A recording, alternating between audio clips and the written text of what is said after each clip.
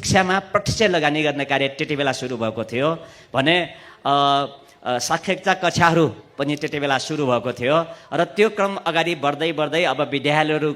स्थापना गर्ने सञ्चालन गर्ने लगायतका कार्यहरू सँगसँगै 2056 सालमा आइसकेपछि खोप उच्च मावि उच्च शिक्षा परिषदबाट सम्बन्धन लिएर खोप उच्च मावि 2056 सालबाट सुरु भयो भने त्यसपछि क्रमशः 58 साल 59 साल 61 साल 63 65 गर्दै अहिले 78 सालसम्ममा खोप कलेज अफ ल सम्म सञ्चालन गरेर नगरपालिका अन्तर्गत नै झन्डै 7-8वटा कलेजहरू सञ्चालन भइराखेको अवस्था छ भने देशैभरिका विद्यार्थीहरू भक्तपुर आएर एउटा चाहिँ कम शुल्कमा उच्च स्तरीय शिक्षा अध्ययन गर्ने अवसर प्राप्त हुँदैछ। त्यस अर्थमा